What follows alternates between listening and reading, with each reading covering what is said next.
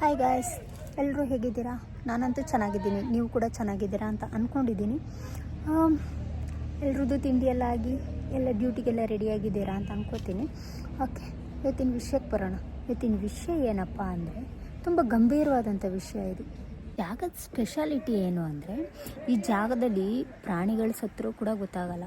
ಯಾಕಂದರೆ ರೆಗ್ಯುಲರಾಗಿ ಅಲ್ಲಿ ಕಾಡು ಪ್ರಾಣಿಗಳು ಸತ್ತಿರುತ್ತೆ, ಇಲ್ಲ ರಸ್ತೆ ದಾಟುವಾಗ ನಾಯಿ, ಇನ್ನೊಂದು ಬೆಕ್ಕು, ಮತ್ತೊಂದೆಲ್ಲ ಸತ್ತಂಥ ಪ್ರಾಣಿಗಳು, ಕೆಲವೊಮ್ಮೆ ಕುರಿಗಳು, ಆಡುಗಳು, ದನಗಳು ಕೂಡ ವೆಹಿಕಲ್ಗೆ ಸಿಕ್ಕಿ ಅಥವಾ ಏನೋ ಹುಷಾರಿಲ್ಲದೆ ಸತ್ತು ಕೊಳೆತೋದಂಥ ಪ್ರಾಣಿಗಳ ಸ್ಮೆಲ್ಲಲ್ಲಿ ಡೈಲಿ ಇದ್ದೇ ಇರುತ್ತೆ. ಇಂಥ ಪರಿಸ್ಥಿತಿಗಳಲ್ಲಿ ಮನುಷ್ಯನ ಏನು ಬೇಕಾದ್ರೂ ಮಾಡ್ಬೋದು. ಈಗೇನು ಇದರಲ್ಲಿ ಕೊಲೆ ದರೋಡೆಗಳೆಲ್ಲ ಕಾಮನ್. ಅಂಥ ಒಂದು ಇನ್ಸಿಡೆಂಟ್ ಆದಂಥ ಬಾಡಿನ ತಂದು ಅಲ್ಲಿ ಹೆಸರು ಕೂಡ ಗೊತ್ತೇ ಆಗಲ್ಲ. ಆ ಕಸದ ರಾಶಿಗಳ ಮಧ್ಯದಲ್ಲಿ ಗೊತ್ತೇ ಆಗಲ್ಲ. ಯಾಕಂದರೆ ಇದು ಸೀದಾ ಎಷ್ಟರ ಮಟ್ಟಿಗೆ ಹೋಗ್ತಾ ಇದೆ ಅಂದರೆ, ಕಸದ ರಾಶಿಗಳನ್ನು ನೀವು ಯಾವ ಕಡೆ ನೋಡು ಕಸದ ರಾಶಿ, ಹೇಗೆ ನೋಡು ಕಸದ ರಾಶಿ, ಸ್ಮೆಲ್ಲು.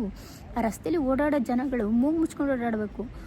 ಕಾರಲ್ಲಿ ಹೋಗೋರ್ಗಂತೂ ಗೊತ್ತಾಗಲ್ಲ, ಟೂ ವೀಲರಲ್ಲಿ ಹೋಗೋರ್ಗಂತೂ ಅದರದ್ದು ಸ್ಮೆಲ್ಲು ಅಷ್ಟು ಮುಖಕ್ಕೆ ಹೊಡೆಯುತ್ತೆ. ಯಾಕೆ ವಿಷಯ ಹೇಳ್ತಾ ಇದ್ದೀನಿ, ಎಲ್ಲಿದ್ದ ವಿಷಯ ಹೇಳ್ತಾ ಇದ್ದೀನಿ ಅಂತ ನೋಡ್ತಾ ಇದ್ದೀರಾ? ಇದು ಏನಿಲ್ಲ, ನಮ್ಮ ಕೊಡಗಿನ ಗಡಿಭಾಗ ಅಥವಾ ಮೈಸೂರು ಜಿಲ್ಲೆಯ ಎಂಟ್ರೆನ್ಸ್. ಕೊಡಗನ್ನು ದಾಟಿ ಬೈಲುಕೊಪ್ಪ ಜಂಕ್ಷನ್ನ ದಾಟಿ ನೀವು ಒಳಗಡೆ ಬರ್ತಾ ಇದ್ದಂಗೆ ಕೊಪ್ಪದಿಂದನೇ ನಿಮಗೆ ಶುರು ಆಗುತ್ತೆ. ನಿಮಗೆ ವೆಲ್ಕಮ್ ಮಾಡೋದೇ ಕಸದ ರಾಶಿಗಳು. ಟೌನ್ ಏರಿಯಾಗಳಿಂದ ಹಿಡಿದು ರಿಸರ್ವ್ ಫಾರೆಸ್ಟ್ವರೆಗೂ ಕೂಡ. ಆ್ಯಕ್ಚುಲಿ ಹೇಳಬೇಕು ಅಂದರೆ ರಿಸರ್ವ್ ಫಾರೆಸ್ಟ್ ಒಳಗಡೆಗೂ ಕೂಡ ಕಸಗಳನ್ನ ತೊಗೊಂಡೋಗಿ ಗುಡ್ಡೆ ಹಾಕಿದ್ದಾರೆ. ಈ ಫಾರೆಸ್ಟ್ ಅಧಿಕಾರಿಗಳು ಏನು ಮಾಡ್ತಾ ಇದ್ದಾರೆ, ಯಾಕೆ ಸುಮ್ಮನಿದ್ದಾರೆ ಒಂದು ಗೊತ್ತಾಗ್ತಿಲ್ಲ. ಜನಗಳು ಒಳಗಡೆ ಹೋಗಿ ಕಸ ಎಲ್ಲ ಎಸ್ತು ಬರೋವರೆಗೂ ಸ್ವಯ ಇಲ್ಲದೆ ಕೂತಿದ್ದಾರಲ್ಲ. ಹೊಟ್ಟೆಗೆ ಏನು ತಿಂತೀರ ಸ್ವಾಮಿ ನೀವೆಲ್ಲ? ಪರಿಸರನ ನೋಡ್ಕೊಳ್ಳೋಕ್ಕೆ ರಿಸರ್ವ್ ಫಾರೆಸ್ಟ್ಗಳನ್ನ ನಿಮ್ಮ ಅಂಡರಲ್ಲಿ ಕೊಟ್ಟರೆ ನೀವುಗಳೇ ಅದನ್ನು ಹಾಳು ಮಾಡ್ತಾ ಇದ್ದೀರಲ್ಲ. ಮನುಷ್ಯತ್ವ ಬೇಡವಾ ನಿಮಗೆ?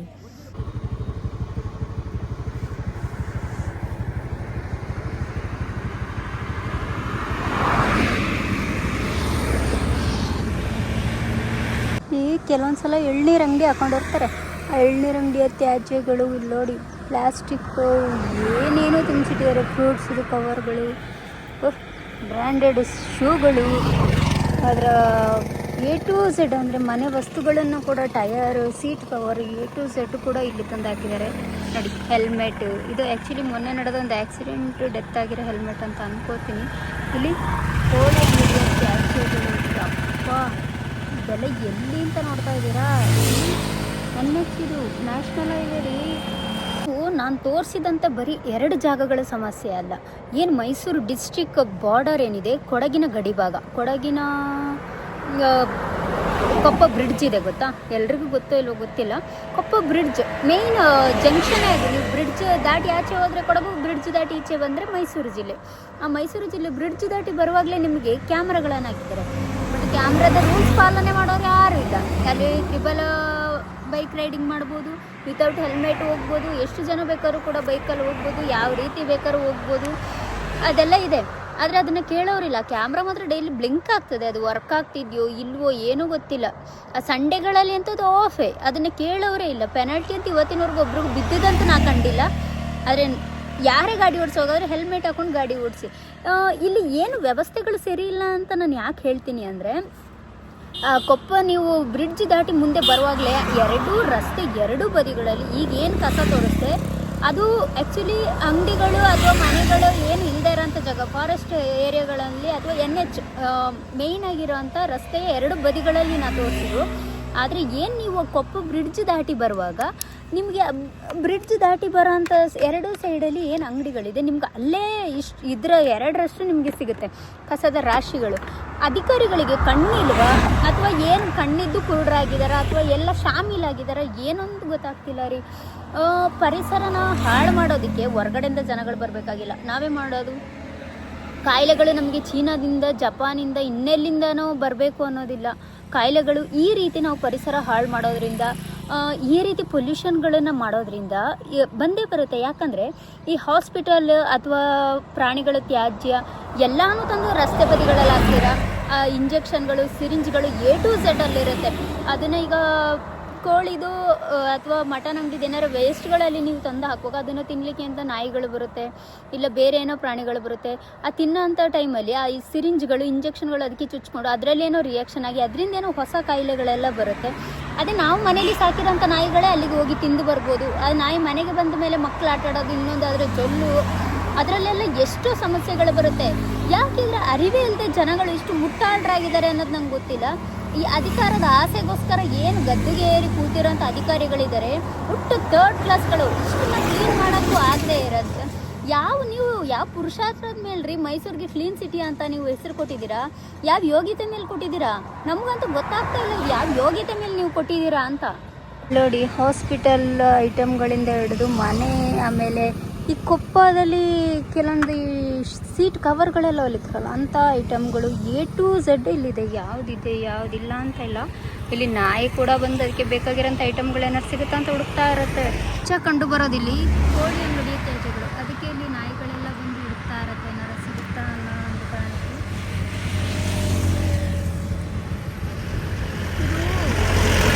ಇದು ಅಂತಲೇ ಹೆಸರು ಪಡೆದಿರೋಂಥ ಮೈಸೂರು ಜಿಲ್ಲೆ ಗಡಿಭಾಗ. ಕೊಡಗು ಮೈಸೂರು ಜಿಲ್ಲೆ ಅದಲ್ಲ, ಅದ್ರ ಗಡಿಭಾಗದಲ್ಲಿ ಇದಕ್ಕೋಸ್ಕರ ಇಲ್ಲಿ ನಾವು ಯಾರನ್ನ ದೂರಬೇಕು ಅನ್ನೋದು ಗೊತ್ತಾಗ್ತಾ ಇಲ್ಲ. ಯಾಕಂದರೆ ಇದಕ್ಕೆ ಸಂಬಂಧಪಟ್ಟ ಇಲಾಖೆಯವ್ರನ್ನ ದೂರೋದ ಅಥವಾ ಅಧಿಕಾರಿಗಳನ್ನ ದೂರೋದ ಗೊತ್ತಿಲ್ಲ. ಇದು ಆ್ಯಕ್ಚುಲಿ ರಿಸರ್ವ್ ಫಾರೆಸ್ಟ್. ಇಲ್ಲೆಲ್ಲ ಕಾಣಿಸ್ತಿದೆಯಲ್ಲ, ಇದು ಕೊಪ್ಪದಿಂದ ಶುರು ಆಗೋಂಥ ರಿಸರ್ವ್ ಫಾರೆಸ್ಟು. ಬರೀ ಇಲ್ಲಿ ಮಾತ್ರ ಅಲ್ಲ, ಇದು ರಸ್ತೆ ಎರಡೂ ಬದಿಗಳಲ್ಲೂ ಕೂಡ ನಿಮ್ಗೆ ಇಷ್ಟೊಂದು ಕಸ ಅಲ್ಲ, ಇದಕ್ಕಿಂತ ಎರಡರಷ್ಟು ರಾಶಿ ಕಸಗಳು ಸಿಗುತ್ತೆ. ಬನ್ನಿ ಹಾಗೆ ಮುಂದೆ ತೋರಿಸ್ತೀನಿ. ಹೆಚ್ಚಾಗಿ ಇಲ್ಲಿ ಕಂಡು ಬರೋದು ಕೋಳಿ ಅಂಗಡಿಯ ತ್ಯಾಜ್ಯಗಳು, ಆಯಿತಾ. ಅದನ್ನು ಬಿಟ್ಟರೆ ಇಲ್ಲಿ ಮನೇಲಿ ಯೂಸ್ ಮಾಡದೇ ಇರೋಂಥ ಬಟ್ಟೆಗಳು. ಯಪ್ಪ, ಏನು ಅಂದರೆ ಎಷ್ಟು ಸ್ಮೆಲ್ ಇದೆ ಅಂದರೆ. ಈ ರಿಸರ್ವ್ ಫಾರೆಸ್ಟಲ್ಲಿ ಕೆಲವೊಂದು ಸಲ ಏನೇನೋ ಪ್ರಾಣಿಗಳೆಲ್ಲ ಸತ್ತು ಬಿದ್ದಿರುತ್ತೆ. ಈ ಸತ್ತ ನಾಯಿಗಳ ಆ್ಯಕ್ಸಿಡೆಂಟ್ ಎಲ್ಲ ಆದಾಗ ಅವುಗಳು ಕೂಡ ಇಲ್ಲಿ ಬಿದ್ದಿರುತ್ತೆ. ಇದು ಕೊಳತು ಸ್ಮೆಲ್ ಬರೋ ಟೈಮಲ್ಲಿ ಯಾರು ಕೂಡ ಇದನ್ನು ಕ್ಲೀನ್ ಮಾಡೋದೇ ಇಲ್ಲ, ಅಷ್ಟರ ಮಟ್ಟಿಗಿದೆ. ನೋಡಿ ಕೋಳಿ ಅಂಗಡಿಯ ತ್ಯಾಜ್ಯಗಳು. ಇದು ಕ್ರಮ ತಗೊಳ್ಳೋಂಥವ್ರು ಯಾರು, ಸ್ವಲ್ಪನಾದರೂ ಜವಾಬ್ದಾರಿ ಅನ್ನೋದು ಇದೆಯೋ ಇಲ್ವೋ ಅನ್ನೋದೇ ನಮ್ಗೆ ಗೊತ್ತಾಗ್ತಾ ಇಲ್ಲ. ಅಷ್ಟು ಕೆಟ್ಟ ಪರಿಸ್ಥಿತಿಲಿದೆ ಮೈಸೂರು ಜಿಲ್ಲೆ ಗಡಿಭಾಗ. ಒಮ್ಮೆ ಆದರೂ ಬಂದು ವಿಸಿಟ್ ಮಾಡಿ ನೋಡಿ ಸ್ವಾಮಿ. ಯಾರಿದ್ದೀರ ಸಂಸದರು, ಯಾರು ಬಾಯ್ ಬಡ್ಕೋತಿದ್ರಲ್ಲ ನಮ್ಮದು ಕ್ಲೀನ್ ಸಿಟಿ ಅಂತ. ಈ ಹಣೆ ಬರೋಕ್ಕೆ ಯಾರು ಹೊಣೆ? ಇಲ್ಲಿ ನೋಡಿ, ರಸ್ತೆ ಎರಡೂ ಕಡೆಗಳಲ್ಲಿದೆ. ಇನ್ನು ಮುಂದೆ ಇದೆ ಬೈಲ್ಕೊಪ್ಪ ಪೆಟ್ರೋಲ್ ಬಂಕ್ ಹತ್ರ ನಾನು ತೋರಿಸ್ತೀನಿ. ಆ ಪೆಟ್ರೋಲ್ ಬಂಕ್ ದಾಟ್ತಾ ಇದ್ದಂಗೆ ನಿಮಗೆ ಶುರು ಆಗಿಬಿಡುತ್ತೆ. ಎಷ್ಟು ಸ್ಮೆಲ್ ಇರುತ್ತೆ ಅಂದರೆ ಕೆಲವೊಂದು ಸಲ ಅಲ್ಲಿ ಯಾರನ್ನಾದ್ರೂ ಮರ್ಡ್ರ್ ಮಾಡಿ ಅದರೊಳಗೆ ಎಸ್ದು ಬಿಟ್ಟು ಹೋದ್ರೂ ಗೊತ್ತಾಗೋದಿಲ್ಲ. ಯಾಕಂದರೆ ಯಾವುದೋ ಪ್ರಾಣಿ ಸತ್ತಿದೆ ಅಂದ್ಕೊಂಡು ಸುಮ್ಮನೆ ಆಗ್ತಾರೆ. ಇದಂತೂ ಪಾಪ ತಿನ್ಲಿಕ್ಕೆ ಏನಾದ್ರು ಸಿಗುತ್ತಾ ಅಂತ ಆಗ್ಲಿಂದ ಹುಡುಕ್ತಾ ಇದೆ ಕೋಳಿ ತ್ಯಾಜ್ಯಗಳಲ್ಲಿ. ಎಷ್ಟೋ ಸಲ ನಾನೇ ನೋಡಿದ್ದೀನಿ ಇಲ್ಲಿ ಹಸುಗಳೆಲ್ಲ ಬಂದು ಪ್ಲಾಸ್ಟಿಕ್ಗಳನ್ನೆಲ್ಲ ತಿಂತಾ ಇರುತ್ತೆ, ತ್ಯಾಜ್ಯಗಳನ್ನ, ಪ್ಲಾಸ್ಟಿಕ್ಗಳನ್ನೆಲ್ಲ. ಈಗಲೂ ಕೂಡ ಇದು NH Kushalnagar to Mysuru highway. ಇದು ಆ್ಯಕ್ಚುಲಿ ಈ ಕಸದ ರಾಶಿಗಳು ನಿಮಗೆ ಬರೀ ನಾನು ತೋರಿಸಿದ 2 ಜಾಗ ಮಾತ್ರ ಅಲ್ಲ, ಇದು ಪಿರಿಯಾಪಟ್ಟಣ ದಾಟಿ ಇನ್ನೂ ಮುಂದುವರಿಯುತ್ತೆ. ಈ ಪ್ರತಾಪ್ ಸಿಂಹ ಅವರು ಇದ್ದಂಥ ಸಂದರ್ಭದಲ್ಲಿ ಏನು ಮೈಸೂರು ಕ್ಲೀನ್ ಸಿಟಿ, ನಾನು ಕ್ಲೀನಾಗಿ ಮಾಡಿದ್ದೀನಿ ಹಾಗೆ ಹೀಗೆ ಅಂತೆಲ್ಲ ಹೇಳ್ತಿರು. ಆ ಟೈಮಲ್ಲೂ ಸಮೇತ ನಾವು ಮೈಸೂರಿಗೆ ಎಷ್ಟೋ ಸಲ ಹೋಗಿದ್ದೀವಿ.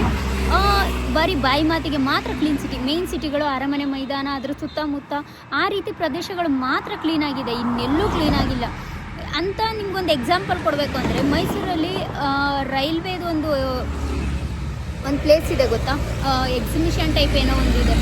ಅದರದ್ದು ಪಕ್ಕದಲ್ಲೇ ನಿಮಗೆ ಕಸದ ರಾಶಿ ಸಿಗುತ್ತೆ. ಸ್ವಲ್ಪ ಹಿಂದಕ್ಕೇನೆ ನಾನು ಒಂದು ಸಲ ನೋಡಿದ್ದೀನಿ ಅದನ್ನು. ಅಲ್ಲಿ ಗಂಟೆ ಯಾಕೆ ಹೋಗೋಣ, ಇಲ್ಲೇ ನಮ್ಮ ಕೊಡಗಿನ ಗಡಿ ಭಾಗದಲ್ಲೇ ನಾನು ಹೇಳ್ತಾ ಇದ್ದೀನಿ. ಮೈಸೂರು ಎಂಟ್ರಿ ರೀ ಇದು, ಮರ್ಯಾದೆ ಬೇಡವಾ ಸ್ವಾಮಿ ನಿಮಗೆ? ಊರು ಒಳಗಡೆ ಎಂಟ್ರಿ ಆಗೋಗ್ಲಿ ಇಷ್ಟು ಗಬ್ಬು ನಾತ ಹೊಡೆಯೋಂಥ ಕಸದ ರಾಶಿಗಳ ಮಧ್ಯೆ ಜನಗಳು ಬದುಕ್ತಾ ಇದ್ದಾರೆ. ಜನಗಳಿಗೆ ಸ್ವಲ್ಪ ಬುದ್ಧಿ ಹೇಳ್ರಿ. ಫಸ್ಟ್ ನೀವು ಬುದ್ಧಿ ಕಲೀರಿ ಸ್ವಾಮಿ. ಇನ್ನು ಯಾವಾಗ ಊರನ್ನು ಕ್ಲೀನ್ ಮಾಡ್ತೀರಾ? ನೀವು ಊರನ್ನೇ ಕ್ಲೀನ್ ಮಾಡೋಕ್ಕಾಗಲಿ, ಇದರು ದೇಶನೇ ಏನು ಉದ್ಧಾರ ಮಾಡ್ತೀರಾ? ಓಟ್ ಹಾಕಿಸ್ಕೊಳೋಗ ಮಾತ್ರ ಭಿಕ್ಷೆ ಬೇಡ್ಕೊಂಡು ಬರ್ತೀರಾ? ಕ್ಲೀನ್ ಮಾಡ್ಬೇಕನ್ನೋ ಸೌಜನ್ಯ ಅಲ್ವಾ ನಿಮಗೆ? ನೋಡಿ, ಇಲ್ಲಿ ಚೀಲಗಟ್ಟಲೆ ತಂದು ಕಟ್ಟಿ ಎಲ್ಲ ಹಾಕಿಟ್ಟಿದ್ದಾರೆ. ಬಟ್ ಅದು ಏನು ಅಂತ ಗೊತ್ತಾಗಲ್ಲ, ಅದರಲ್ಲಿ ಏನು ಮಾಡಿದ್ದಾರೆ ಅನ್ನೋದು ಕೂಡ ಗೊತ್ತಾಗಲ್ಲ, ಅಷ್ಟು ಇದೆ ಅಲ್ಲಿ. ಆ್ಯಕ್ಚುಲಿ ಬೈಲ್ಕೊಪ್ಪ ಪೆಟ್ರೋಲ್ ಬಂಕ್ ಇದೆಯಲ್ಲ, ಆ ಜಂಕ್ಷನು, ಇಲ್ಲಿ ಶೇಖರಣೆ ಮಾಡಿಟ್ಟಂಥ ಕಸಗಳು ಇದು ಯಾವತ್ತೂ ಖಾಲಿಯಾಗಿದೆ ನಾನು ನೋಡಿಲ್ಲ. ಯಾವಾಗ ನೋಡಿದರೂ ಹೀಗೆ ಇರುತ್ತೆ. ಇದರೊಳಗೆ ಬಾಟಲ್ಗಳು, ಟಿನ್ನುಗಳು, ಎಣ್ಣೆ ಡಬ್ಬಿಗಳು ಬೇಕಾದಷ್ಟು ಇದೆ. ಇದನ್ನು ಯಾಕೆ ಇಲ್ಲಿ ಶೇಖರಣೆ ಮಾಡಿದ್ದಾರೆ ಅಥವಾ ಇದನ್ನು ಯಾಕೆ ಖಾಲಿ ಮಾಡ್ತಾ ಇಲ್ಲ ಅನ್ನೋದು ಕೂಡ ನಮ್ಗೆ ಗೊತ್ತಾಗ್ತಾ ಇಲ್ಲ. ಈ ಬದಿಗಳಲ್ಲೂ ಕೂಡ ರಸ್ತೆ, ಬರೀ ಈ ಬದಿಗಳಲ್ಲ, ರಸ್ತೆ ಇನ್ನೊಂದು ಬದಿ ನಾನು ತೋರಿಸ್ತೀನಿ. ಇದನ್ನು ರಸ್ತೆ ಏನಿದೆ ಇದನ್ನು ಇತ್ತೀಚೆಗಷ್ಟೇ ಕೊಡಗಿನ ಪ್ರವಾಸಿ ತಾಣಗಳಲ್ಲಿ ಅತಿ ಹೆಚ್ಚು ಪ್ರಸಿದ್ಧಿ ಪಡೆದಿರೋಂಥ ಅತಿ ಹೆಚ್ಚು ಹೆಸರು ಮಾಡಿರೋಂಥ ಗೋಲ್ಡನ್ ಟೆಂಪಲ್ ಅಥವಾ ಟಿಬೆಟಿಯನ್ ಕ್ಯಾಂಪ್ ಏನಿದೆ, ಆ ಕ್ಯಾಂಪಿಗೆ ದಲೈ ಲಾಮಾ ಅವರು ವಿಸಿಟ್ ಮಾಡಿದಂಥ ಸಂದರ್ಭ, ಇತ್ತೀಚೆಗೆ ಅವರ ಹೊಸ ವರ್ಷ ಕೂಡ ನಡೀತು. ಅಲ್ಲಿ ವಿಸಿಟ್ ಮಾಡಿದಂಥ ಸಂದರ್ಭದಲ್ಲಿ ಈ ರಸ್ತೆಗೆ ಎರಡೂ ಬದಿಗಳಲ್ಲಿ ಕೂಡ ಫುಲ್ಲು ಟಿಬೆಟ್ ಅವರು ಕಸನೆಲ್ಲ ನೀಟಾಗಿ ಕೈಯಲ್ಲಿ ಎರಕಿ ಅಷ್ಟು ನೀಟಾಗಿ ಕ್ಲೀನ್ ಮಾಡ್ತಾಯಿದ್ರು.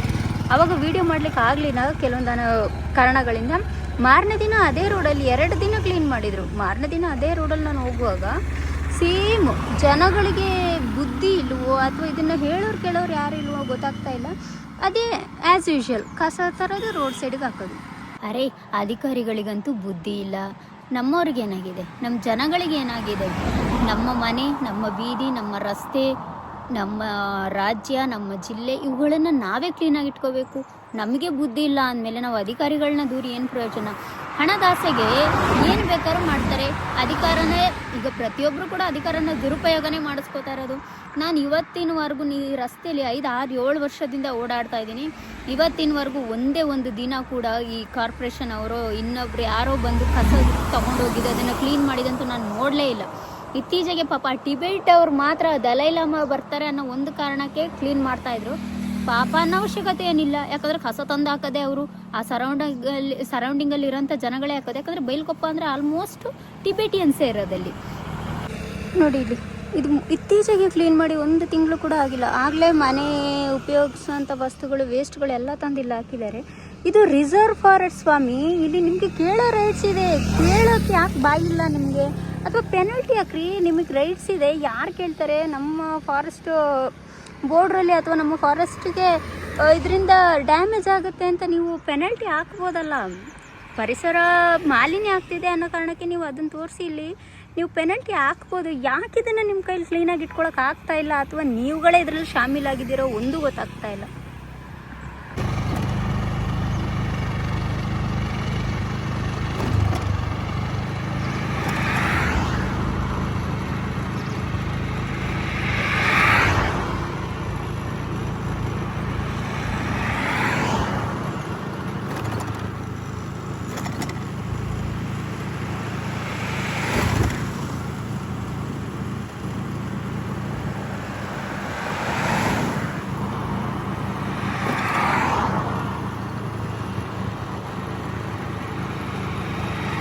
ಪೆಟ್ರೋಲ್ ಬಂಕ್ದು ಎಂಟ್ರೆನ್ಸಲ್ಲಿ ಅಷ್ಟು ಅಸಹ್ಯವಾಗಿಟ್ಟಿದ್ದಾರೆ. ಪೆಟ್ರೋಲ್ ಬಂಕ್ನ ಬಾರಿ ನೀಟಾಗಿ ಇಟ್ಕೊಂಡಿದ್ದಾರೆ.